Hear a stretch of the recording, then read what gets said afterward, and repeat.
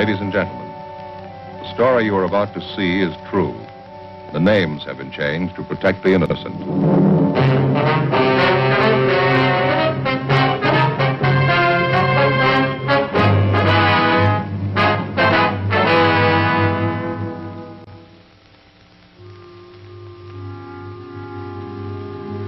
This is the city. Los Angeles, California. I work here. I'm a cop. It was Wednesday, October 7th. It was warm in Los Angeles. We were working the night watch out of robbery division. My partner's Frank Smith. The boss is Captain Didion. My name's Friday. 16 people had been robbed, beaten senseless, and then shot. The victims all gave the same description of their assailant. A tall, beautiful woman. We had to stop her.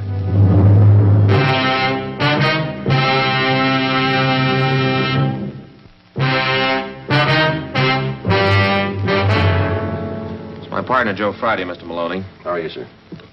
Find out anything yet? Still checking, Mr. Maloney. We'd like to have you tell us exactly what happened the night before last. Well, she sure had me fooled. That's all I can say. Well, you're not the first one, sir. There's 15 others ahead of you. Would you mind telling us what happened? Well, I started to drive home out Central Avenue. I guess it must have been about 18th Street. Hey, will you give my pillow a shove there? Yes, sir.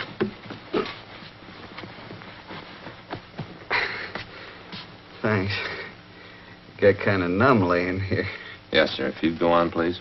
Well, I pulled up for the arterial, and I saw this gal standing on the corner. She was hitchhiking. You remember what she looked like, how she was dressed? You know, kind of flashy, but nice clothes. Good-looking dame, tall, long blonde hair, beautiful eyes. You sure about the color of her hair, are you? Yeah, it was blonde. What happened then? Well, she got in the car and we drove off. We talked a while, and then she pulled a gun on me. Told me to drive up an alley. Now, where was that, do you remember? Around 32nd Street, 32nd and Central. And what? And she took my wallet, watch, car keys, everything I had. Mm-hmm. And then she made me get out of the car and lay down on the street. I felt her shove that gun against me. Hey, could you fix that pillow again, please? Oh, sure. Thanks. She pulled the trigger, I guess. That's all I remember. You don't recall her slugging you? Must have happened after she shot me. My face is pretty bad, huh? You'll be all right, Mr. Maloney. You think you'd recognize the girl if you saw her again? I sure would. Nice looking, you know. Tall, blonde, beautiful shape. Doesn't figure, does it? What's that, sir? She'd make more money on the stage than she would rolling guys like me. Must be crazy. Maybe. Wonder if you'd mind taking a look at these mugshots, Mr. Maloney. See if any of these women look like the one who shot you. Let's see. Here, let me help you. Can you see her right here? Yeah. No. How about this one? No. This one?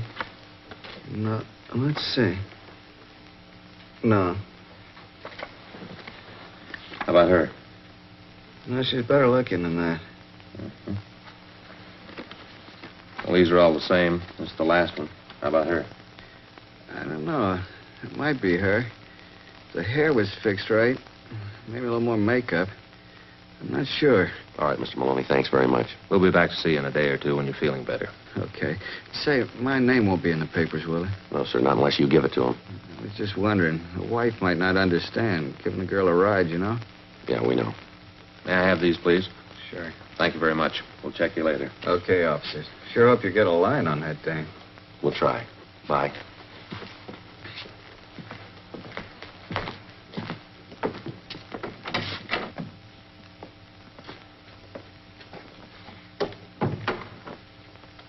Sure messed up, didn't he? Yeah, that dame must have some other motive besides money. Maybe she's psycho. Could be. What'd the doctor say? Well, he took a pretty bad beating. He'll get over that, though. It's the bullet in his back. But he'll be all right. The bullet shattered part of his spinal cord. There was nothing they could do. Yeah? Paraplegia. He'll never walk again. We left the county hospital and went back to the office. We got out a local broadcast for the woman whose mugshot Maloney had partially identified. Her name was Beverly Allen. She had a record of 3 arrests and 1 conviction of 242 PC, assault and battery. After we checked in the office, we went across the street to the crime lab. Lee Jones had already examined the bullet taken from Maloney's spine and the empty cartridge casing found at the scene of the shooting. Both of them bore the same markings as the bullets which had wounded the 15 previous victims. From the striations, the gun had been previously identified as a .38 Colt. Maloney's car was examined. We found nothing. 8:35 p.m., we went back to the city hall. I checked the stats office. Oh, hi. How'd they do? Well, they went back 7 years on this run. Yeah? Checked all Caucasian women, 5 foot 8, 130 pounds, 25 years old, good looking, blonde or brunette, all of them with either assault or robbery records. Yeah. Came up with 19 names. 17 on the list have already been checked out and cleared. What about the other two?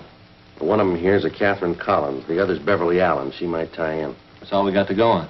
You want to pull the packages on the two? Give me the list. Okay, I'll check, see if we got any calls. Okay, I'll get right on it. All right.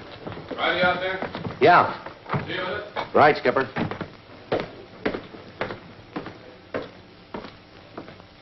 Hi, Skipper. Where's Smith? Down the hall checking out a couple of reports. That fellow Maloney tell you anything? No, nothing that helped very much. Same old story. No report on that broadcast we put out in Beverly Allen yet, huh? No, not yet. You banking on it? Well, it's the first lead we've had in 16 nights. Yeah, well, it better work out. Why? What's the matter? Take a look. A woman bandit gets 16th victim. Beautiful hold-up queen robs and shoots restaurant worker. Yeah. It's on the editorial page, too. Here's something else. What's this? Memo from the chief.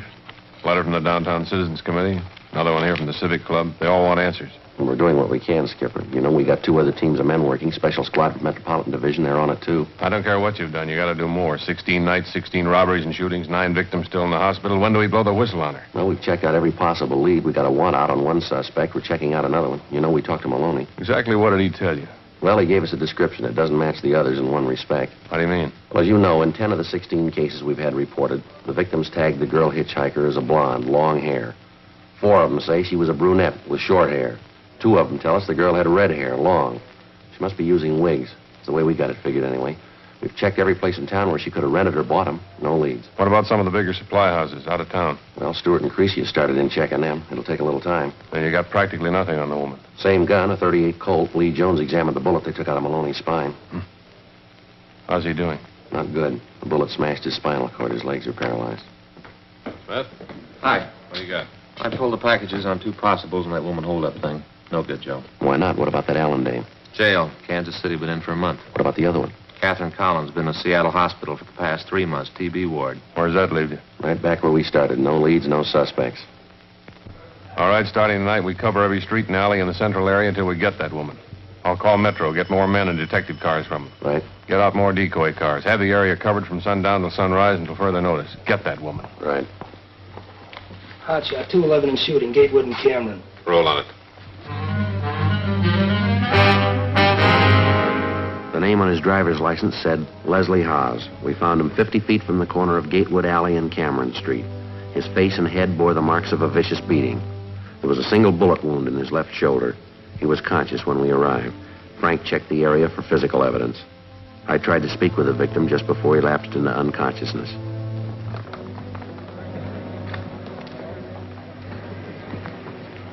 How's the victim? Just passed out. It's the worst one yet. Take a look, Joe. Shell casing. Yeah. 38 caliber.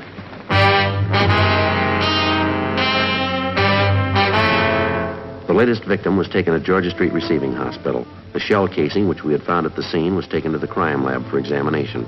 It was compared with the others. Sergeant J. Allen confirmed that the markings on the bullet which had wounded Haas matched those on the bullet which had been taken from Maloney's back. Both bullets had been fired from the same gun. The dragnet operation for the woman bandit went on. The men in the special detail covered every street and alley in the central area during the hours of 8 p.m. to 6 a.m.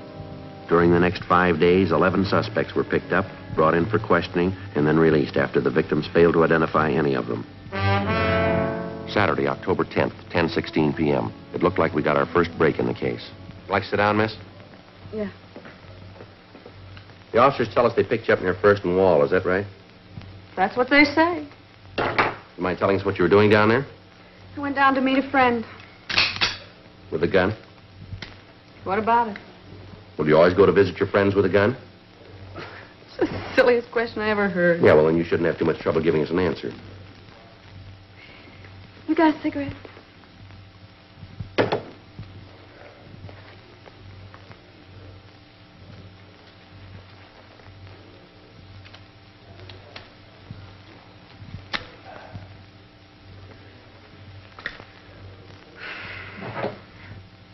How about the gun?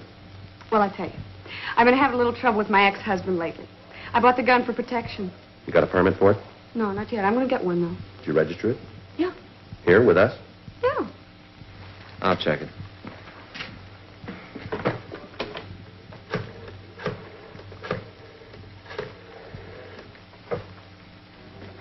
Hi, Reed. Frank Smith. Want to check the gun with you? Colt 38 automatic. 456-292. Oh, -292. Yeah, I'll wait. We see your identification, please. Well, I showed it to the other cops. Isn't that enough? Could we see it?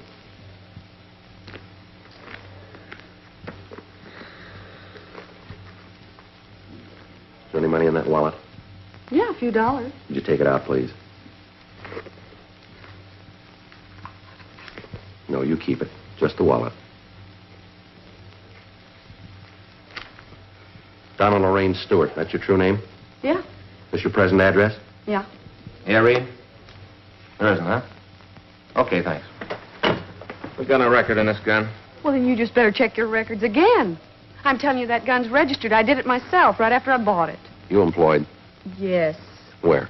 At a dress shop out on Wilshire Boulevard. Now, listen. I don't know what all these questions are about, but you better get in touch with the people who record things and have them check this gun again. I'm telling you, it's registered. I did it myself. I'm sorry, ma'am. There's no record of it. Why'd you buy the gun? I told you. I'm having trouble with my ex-husband. I bought it for protection. He's always coming around the house, causing trouble. I thought maybe I could scare him with it. That's why I bought it. I've got nothing to be ashamed about. I bought a gun. I brought it right down here, and I told the police all about it. I haven't done anything to be ashamed of. Gee, I wish you'd tell me what this is all about. All right, miss. There have been a number of robberies lately, committed by a woman who answers your description. Woman armed with a .38 caliber automatic. And you think it's me? Is that what you mean?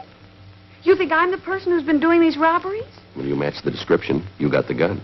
Probably a lot of people who match the descriptions and have a gun, too. I'll get it. Robbery Friday. Yeah, he's here. I'll get... All right, I can take it. Yeah. There is, huh? Yeah. Well, don't worry about it. No, those things happen. Right. Thanks very much. I'm afraid we owe you an apology, Miss Stewart. Well, I imagine so. That was Reed down in gun records. Yeah? They found the registration. Been misfiled. Reed thought he remembered the number. The information checks out. There, you see, I told you. Yes, ma'am. Could I have my gun now? Well, I'm afraid not. Why not? We're going to have to book you. Well, what for? I haven't done anything. It's a misdemeanor to carry a concealed weapon. But I registered it. I came right down here. I told him I had a gun. I'm very sorry, Miss Stewart. We have to file on you. Well, that's not fair. I didn't know it was wrong. Now, look, miss, they told you that when you registered the gun, the registration means you can keep the gun in your home. Doesn't give you the right to carry it around. You know that. What am I going to do? I don't know, ma'am. You can get a lawyer. They'll be able to tell you. This is a bum deal. My ex-husband can walk around and threaten me, and you don't do anything about that. But I carry a gun to protect myself, and you put me in jail. Well, I'm sorry, ma'am. If you want to file a complaint against your husband, there are laws for it. Seems to be a law for just about everything. All I know is I'm going to jail. There isn't anything worse than that. Maybe there is. What? Well, you might have run into your husband with that gun.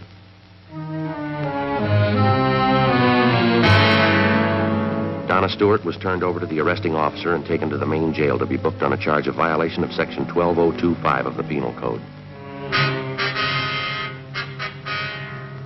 Tuesday, October 13th. Frank and I checked into the office. Did you do any good?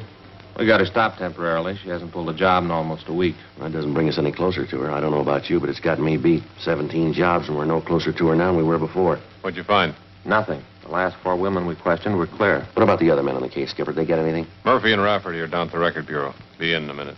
They've been out talking to some of the victims again. Tough one. How about a composite picture? We got enough to work with? Artist in crime analysis is working up a couple of sketches now. A lot of guesswork. What about the description of the clothes the girl wears? Anything there we can start on? No, other than the fact that she wears flashy clothes. None of the victims has a very good idea what she looks like. Tall, good-looking, nice figure. You know, all that. Nothing out of the ordinary. Robbery, Didion. Oh, yeah, Andy. Yeah, when did it happen? Uh-huh. Turn up anything yet? Yes, I have. All right. Dress. Coat. Sweater. Mm-hmm. Yeah, I got that. Could be. We'll check it out. Yeah, thanks for the call. Right, we'll be right over. See you. Anderson over in burglary. What's he got? They were checking back on a job out in Hollywood. Came up with something might help. What is it? One of the picture studios had a burglary about a month ago. Thief got in the wardrobe department, then went next door into makeup. Yeah? List of the stuff they took. Dress, coat, red sweater, brown skirt. Stole 2 makeup kits, 4 wigs. Andy says they're listed as 2 blondes, 1 redhead, 1 brunette. That might be it. Any leads as to who pulled the jobs? Not yet. Clothes and wigs.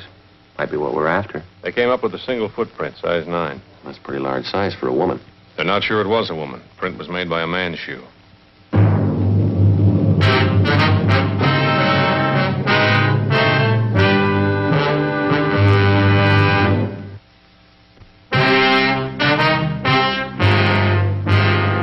One of the most popular misconceptions of the working detective as offered by the fiction writers is the picture of a man with amazing talents for detecting evidence, analyzing human behavior and motives, and then, almost as if by magic, fitting all the pieces together to form the solution to the crime.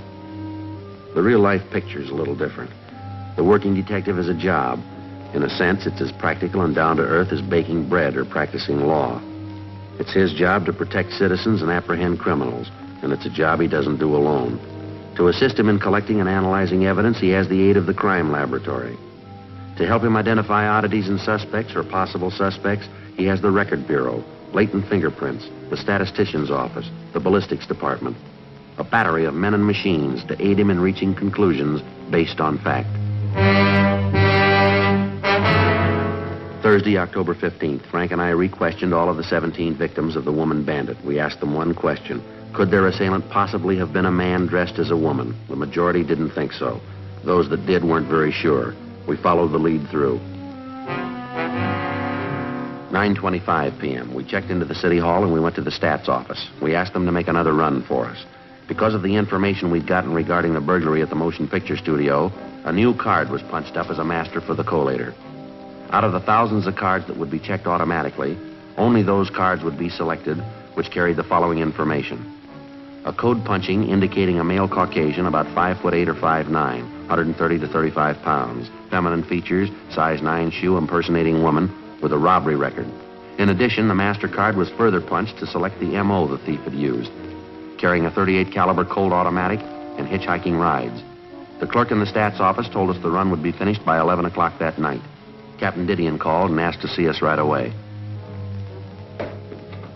Call your wife after dinner? Yeah, I'm sorry I did. She's mad as a hornet. Why, what's the matter? Tomorrow's the kid's birthday, and I forgot to buy the cake. Too bad. What's she gonna do? Bake one, I guess. Told me to stop the car. Well, I'm telling you, Captain, I just grabbed that gun and slapped that kid just as hard as I could. Hold it just a minute, will you please, Mr. Collins? Much obliged. This is Mr. Emil Collins, Sergeant Friday, and his partner, Frank Smith. How you do? Can I give you a light, Mr. Collins? Not just yet. Mr. Collins, would you mind telling these men what you were just telling me? I was just telling the captain here. I'm down here on a vacation. I'm from Sacramento. That's so. South Sacramento. I was driving down your Figueroa Street, and I picked up this girl hitching a ride. She tried to rob me. Collins took the gun away from her, subdued the girl, and brought her in. Where's she now? Interrogation room. Murphy and Rafferty are with her. Description match? Not too close.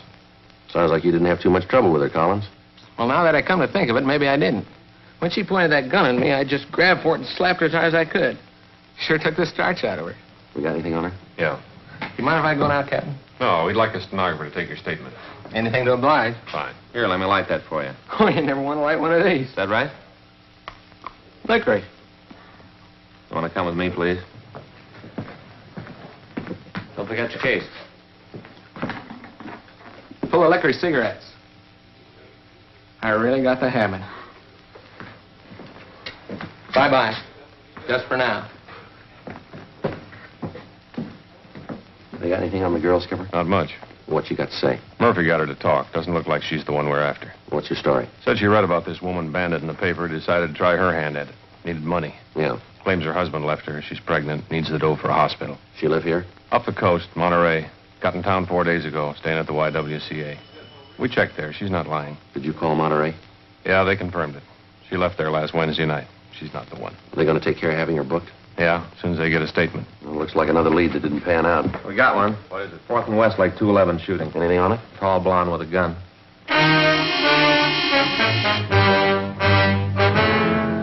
The woman bandit's 18th victim was a truck driver. His name was Harry Reese. His story differed little from that of the first victim.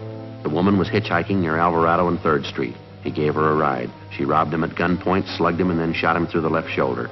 He described her as a tall blonde, attractive and well-dressed. Guess I should have known better. I read about the dame in the newspapers. Are you sure that the person who held you up was a woman? I don't get you.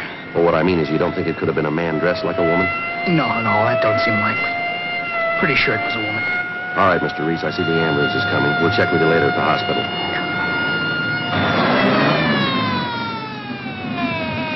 Joe, we got a call on the radio. 4 blocks down on Colfax, a cab driver just dropped off a fare. Yeah? Said she was in a big hurry. What about it? Described her as a tall blonde.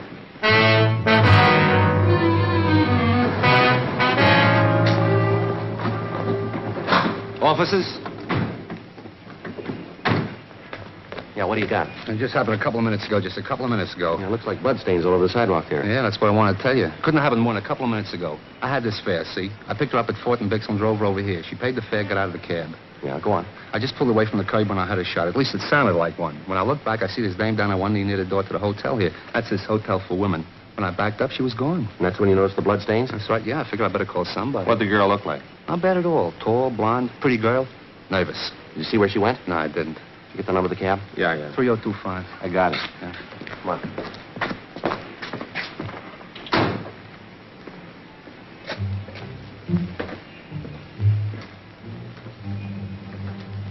It goes right along here. Looks pretty fresh. Yeah. Watch it.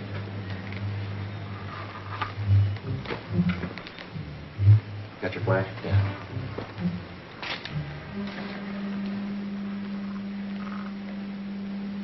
Come on. Yeah. Just stop there. Well, there it goes. Up.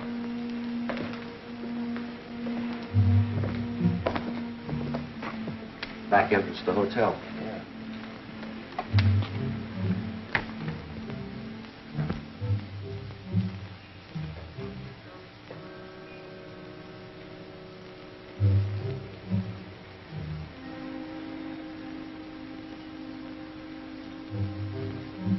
Goes down this way, then. Yeah.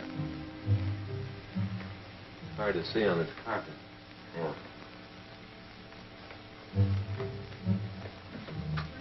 Wait a minute. Yeah. Where does it go from here? There it is. Yeah.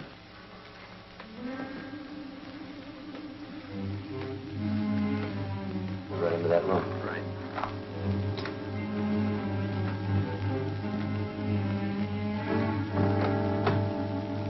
What?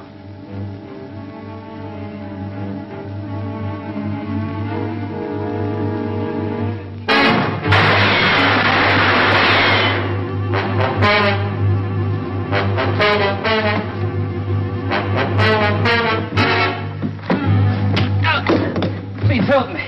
My leg. Call an ambulance.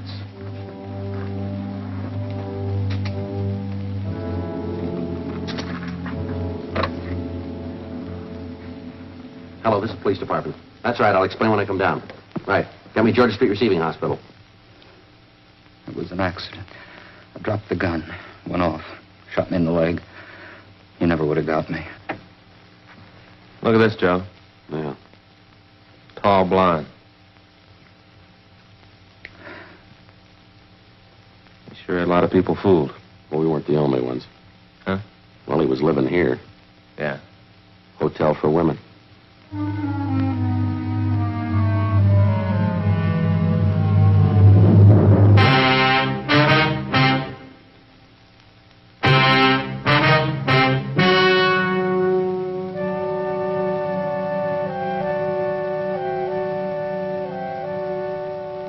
On January 14th, trial was held in Department 89, Superior Court of the State of California, in and for the County of Los Angeles.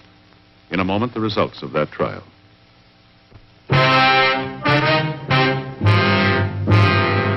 The suspect was tried and convicted of assault with attempt to commit murder, 9 counts, and robbery in the first degree, 9 counts.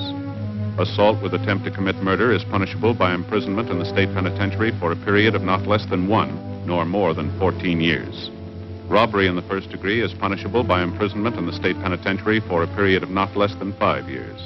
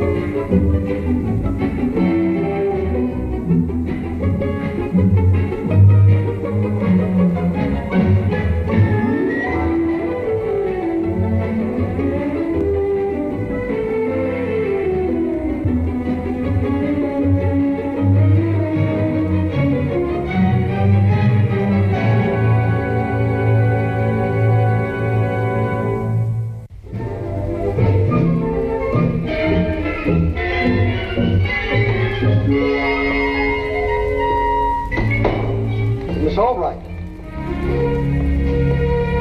Hi, Mr. Patterson. Oh, still taking pictures for that newspaper contest, hmm? I got a wonderful character portrait. What I need now is a real exciting action shot. Hey, you don't have any influence with the police department, do you? Police? Why? Well, I thought if I could get a ride in a police car, I could get in on some real action. You know, criminals at bay, gunfights, maybe even the old lady robber. Old lady robber? Haven't you read about her? Here. Now, if I could get a picture of her holding somebody up, I'd be a cinch to win. Miss Albright, I like to see young people taking an interest in the hobby. I think it helps to build character, stimulates the mind, and I certainly do admire your spirit in trying to win this contest. Well, thank you, Mr. Patterson. However, Miss Albright, there is just one little thing. Yes? Please don't take any more candid shots of the tenants of this building. Well, I only took one of that nice girl who just moved in with her sister in 10J. She was just kissing her boyfriend goodnight. Miss Albright. Yes, Mr. Patterson? That was her sister's boyfriend, not hers. Oh? Oh!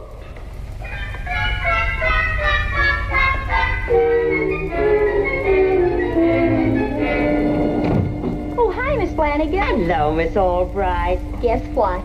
I have a surprise for you. Oh. I took it yesterday. I think it's a wonderful character study. Very nice. You can have that print. I'm going to make an enlargement to enter in the newspaper contest. The newspaper, Your picture on the front page. Wouldn't that be exciting? Oh, yes, very. You do your own enlarging, do you? Oh, yes. Dad let me remodel our service porch for a dark room. That's nice. Is that where the negative is for this picture?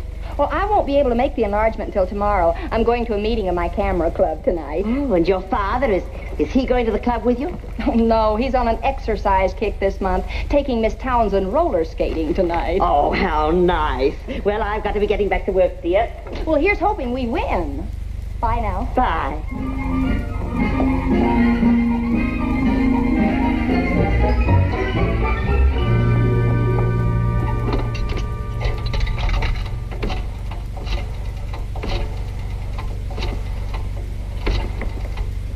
Hello, Mac. This is the old lady. We got trouble. No, don't get excited. I can handle it. It's a girl who lives in the apartment house I've been casing. A camera bug. She's got a picture of me. Relax, will you? She and her father are going out tonight, and I'll get the negative then.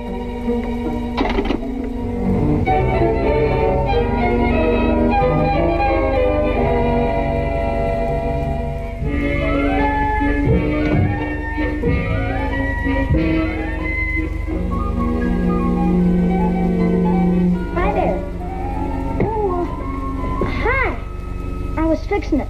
The bottom part was loose. Well, how sweet. I'm Margie Albright. Who are you? My name's Sidney Mortensen, Miss Albright. My grandmother's in there with your father and Mr. Honeywell. Hi, Margie. Mrs. Mortensen, this is my daughter, Margie. How do you do, Margie? Hello. Hello, Margie. Hi, Mr. Honeywell. Oh, thank you. I have the prospectus right here, Mrs. Mortensen. I'm sure that you will find that... Dad! All right, are you trying to be funny? No, sir, but that's odd. That chair was all right when I sat in it this morning. Well, have it fixed. Mrs. Mortensen, you'll join me for dinner this evening. I'd love to, Mr. Honeywell, if we can find someone to take care of Sidney. A thoroughly dependable babysitter, of course. Well, Margie and I would be glad to have him spend the evening with us. Dad? Yes, dear? May I see you a moment? Oh, of course. Will you excuse me, please? Dad, you don't know what you're getting into. That kid's a little demon. Do you know what he was doing when I came in here? Margie, I'm surprised at you just because I wanted you to do me one little favor tonight. Okay, Dad, okay. But don't say I didn't warn you. Oh, Margie and I would be happy to take care of Sidney tonight, Mrs. Mortensen. Well, that's fine, Mr. Albright. Oh, one thing. Please don't play cops and robbers with Sidney. He's a very delicate boy, and I allow nothing, absolutely nothing to excite him, especially just before his bedtime. Oh, rest assured we won't play cops and robbers. I'm a grown man, you know. We'll drop by with Sidney about 8 o'clock. About that time. Well, that'll be fine. Thanks again, Mr. Albright. Come along, Sidney, dear. Oh, goodbye, Margie. Goodbye. Goodbye, Margie. Goodbye, Mr. Albright. Oh, goodbye, Sidney.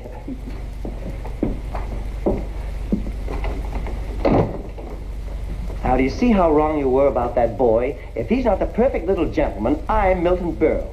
Well, maybe you're right, but Oh, he won't be any trouble at all. One little bedtime story, and he'll be asleep in no time. well, if it isn't Uncle Milty.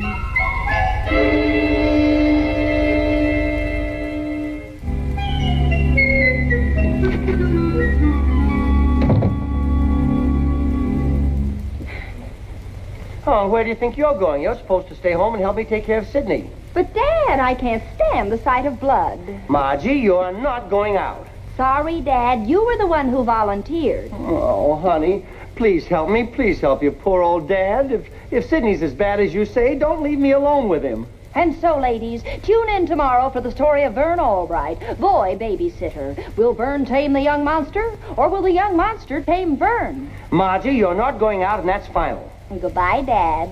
Margie, if you go out that door, your allowance is cut 50%.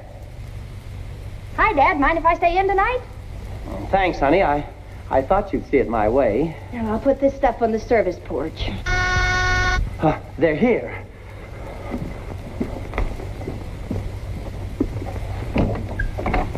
Oh, good evening, Mrs. Mortensen. Come right in. Good evening. Well, here he is, Mr. Albright. Sidney, say hello to Mr. Albright. How do you do, sir? Good evening, Sidney. Now, you'll be a good boy, won't you? Kiss Grandmother. Goodbye, Grandma. Have a nice time. Hello, Margie. Hi, Sidney. Hello, Mrs. Mortensen. Mr. Honeywell. Good evening, Margie. Oh, these are Sidney's pajamas, and I'd like him to be in bed by 9. We'll see to it. Oh, and Mr. Albright, I want to repeat I never allow anything to excite Sidney. Oh, you can count on me, Mrs. Mortensen. Excuse me a moment. I'd like a word with Mr. Albright before we leave. Certainly, Mr. Honeywell.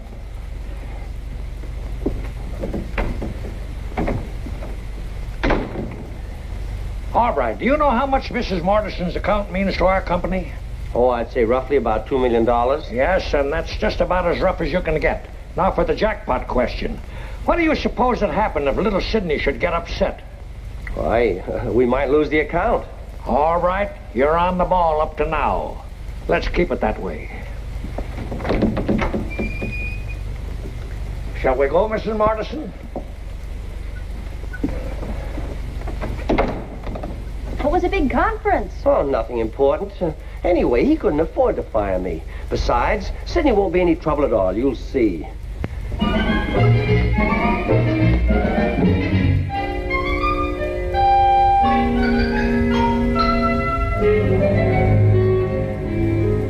You see, a perfect little gentleman. Mm-hmm. But watch out for the booby trap. Well, Sidney, what would you like to do? Play cops and robbers. Well, how about my reading you a story first? Aesop's Fables, would you like that? Are you kidding? That's kid stuff. I'll tell you what. While you two decide on a game, I'll make some lemonade. Oh, that's a good idea, Margie. Do you like lemonade? It's okay.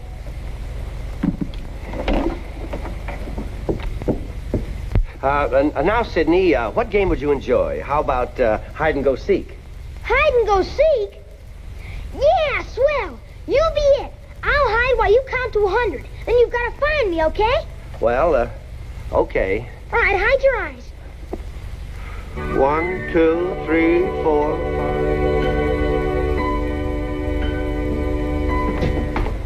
5. Margie, do you remember when you were a little girl and we used to play hide and seek? Yes? Well, did you ever find a hiding place that you didn't tell me about? Well, you knew them all.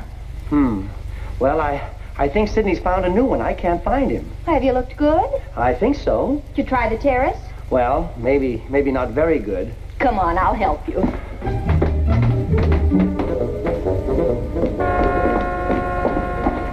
Well, he doesn't seem to be out here. Oh, where can he be? You don't suppose he left, do you? Well, what'll I tell Mrs. Mortensen and Mr. Honeywell? Oh, now, just take it easy, Dad.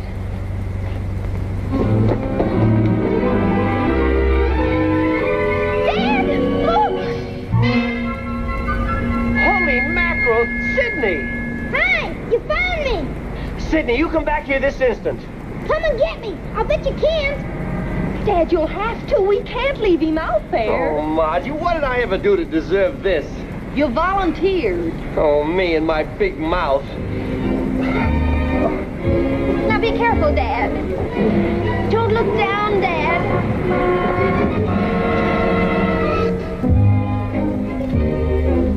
Be careful.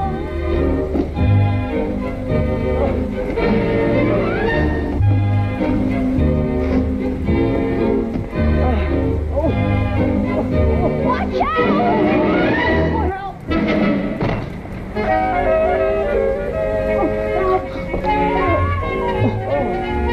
Now I've seen everything. What does that guy think he's doing?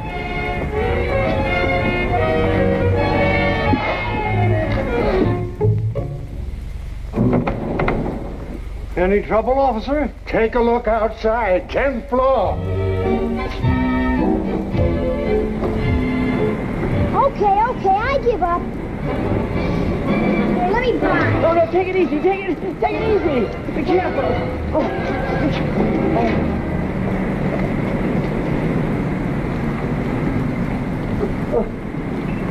Why, it's Albright. Dad! Don't fall!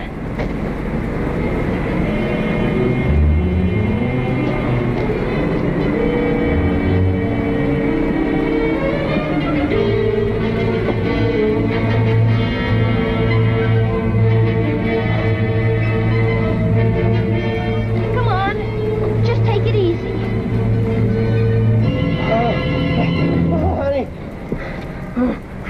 Honey, don't let go.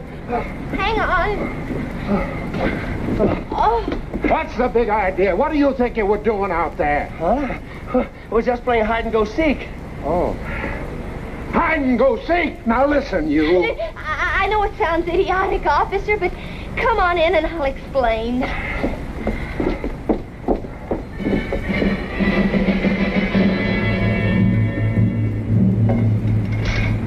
Those Albrights.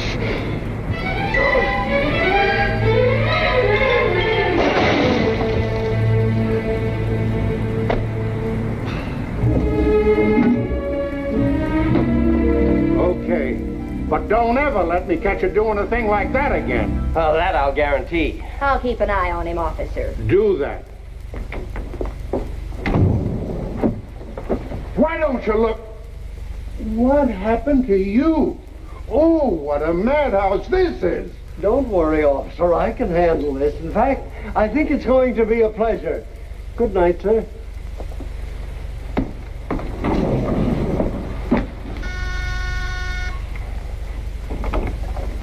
Good evening, Mr. Albright. Mr. Patterson, you're all wet. Mr. Albright, you and your charming daughter have lived here for years, haven't you? Why, yes, Mr. Patterson, we've lived here ever since this apartment house was built. And those have been wonderful years, Mr. Albright.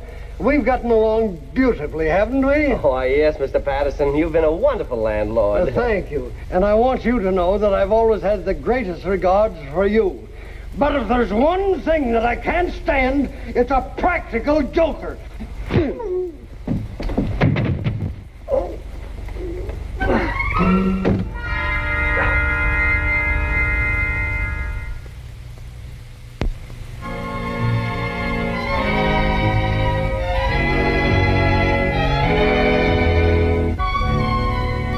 Where's Sidney? I put him in your room to get ready for bed. Oh, no, not my room. Well, all he has to do is change into his pajamas and wash his face. Boy, I didn't know Mr. Patterson had it in him. He must have thought you dropped that water. Oh, yeah. Oh, Margie, you were right. What a little monster. How long has he been in there? Oh, 10 or 15 minutes. Oh, does it take a little boy that long to change? Oh, Margie, I've got a horrible feeling. Come on, ye fellows who follow the sea with a please pay attention and listen to me and give me some time to blow the man down. Dad, look. Come on, ye fellows who follow the sea. Sidney!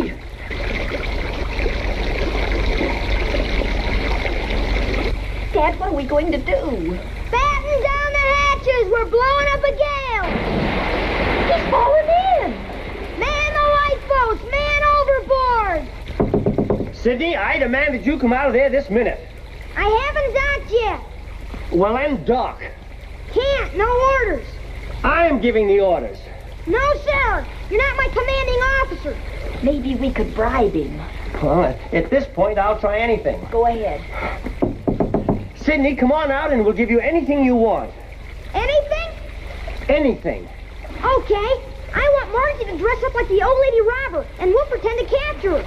Oh, no, that's out. I'll play, but no costume bits for me. Hey, I've got it. You can dress up as the old lady robber. Oh, don't be ridiculous. You were the one who wanted to babysit. Sidney! Oh, Margie, you've just got to do it. Okay, but if Mrs. Mortensen finds out, it's going to be just too bad. Oh, she won't catch us. Anyway, it's the only way to wear Sidney down so he'll go to bed. Well, all right. But just remember, this whole evening was your idea. Now, I'll go see if I can borrow some sort of a costume from Mrs. Odette's. Oh, thanks, honey. Please, bitch. Come on out, Sidney. It's all right. Margie's going to change. Light 2, man. We're coming into port. Way I blow the man down.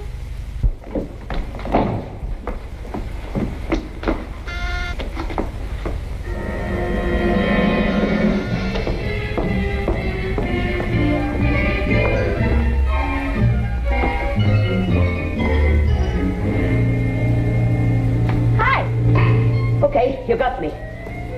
Oh, I'm sorry. I startled you, Miss Flanagan. What are you doing here? I didn't know you worked nights. Well, as a matter of fact, I do. You might say I do most of my best work at night. But, my dear, I thought you were going out for the evening. We were, but Dad got stuck babysitting, and I have to help. That's too bad. Now the little demon wants to play cops and robbers, and Dad wants me to pretend to be the old lady robber. Does he now? Mrs. Odette's isn't home, and I don't know where I'm going to find it. Hey, I wonder if you would. Would what? Pretend to be the old lady robber. You'd be perfect. Oh, my dear, I'm afraid I'm not cut out for anything like that. You see, children are so smart these days. He'd never believe that I'm the criminal type. Oh, well, it's just a game, and I'm really on the spot. Please? Well, I guess I do owe you something for that picture you took of me. You haven't enlarged it yet, have you? The negative is still in my darkroom on the service porch. I'm sorry. Oh, don't be silly. We can take care of that negative later. Come on, this is going to be fun. Oh, it's awfully nice of you to go to all this trouble, Miss Flanagan. I think I'm going to enjoy it. There. Now you look real sinister. Okay, Sidney, you take it from here. What do we do now? Well, we go in the bedroom while she holds him up. Better tie him up, too. Then we come out and follow the clues. Clues? Sure. Crooks always leave them. I'm pretty good at finding clues. Well, we'll give you a few minutes to get everything set. Come on, Sherlock. We've got to make this look good or that little kid will never go to bed. Here, the loot. The old lady robber strikes again. That's very funny. I better leave a clue. We want to do this right because I wouldn't want to have to play this whole game over again. Now, there's some cord in the den. You can tie me up in there. You don't mind if we look in on Sidney before we go on to the nightclub? You know how grandmothers are. Of course, dear lady. It's only a few blocks. Cart and arms, please. Say, you tie a pretty good knot for a woman. Better lock me in there and make it look more realistic. Suits me. Sure, let's live it up. You know, I'm beginning to enjoy this myself. I think they've had enough time. Come on.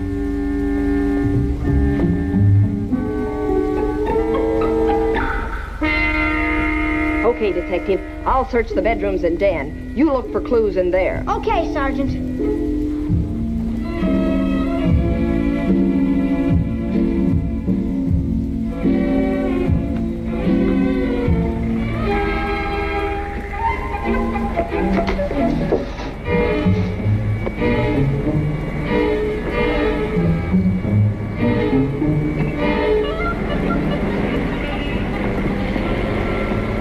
I'll guarantee that boy's asleep by now. That's one thing about Albright. He has a way with children.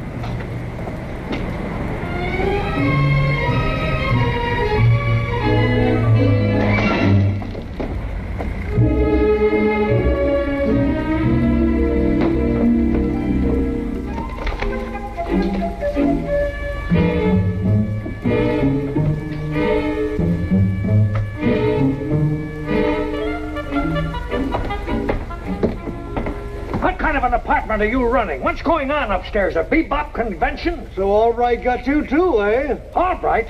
Who else lives in this building crazy enough to be playing games on that ledge 10 stories up? Oh, my poor Sidney. Be calm, Mrs. Morrison. If Albright's done anything to upset Sidney, I'll fire him the minute I lay my hands on him. That may not be so easy unless you're a human fly, Say, too. imbeciles. I'll run him in this time, so help me. Oh.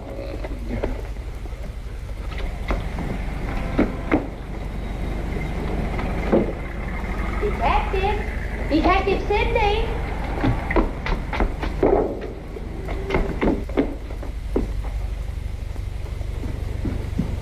Real baffling case, sir. Not a single clue. Even the victim's vanished. I found a clue, Sergeant. Found this on the floor. Empty, huh? We'll catch her with the goods on her. Come on, no time to lose.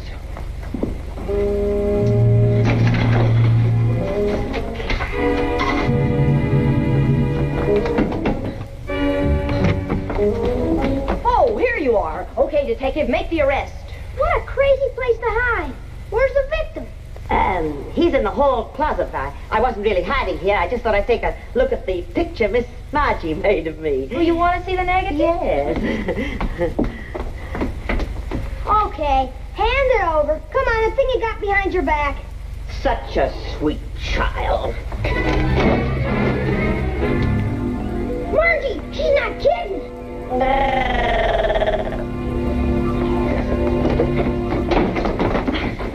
Oh, have I been a dope?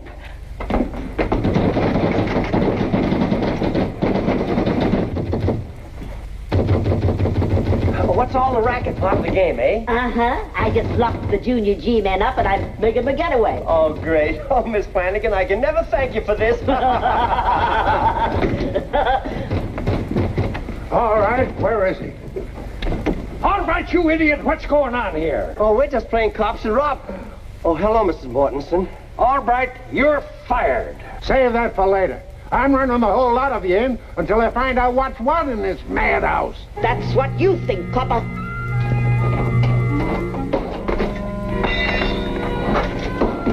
Keep those hands up and get around there. Do something, all right, you coward. Get around there, get around there.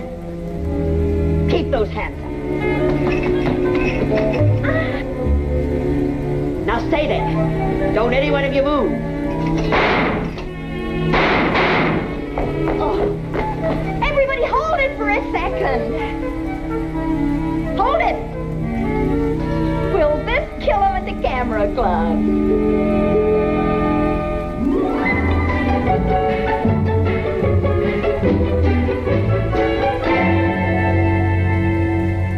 Of all the people in the world to ask in for a little game of cops and robbers, you certainly picked a Lulu.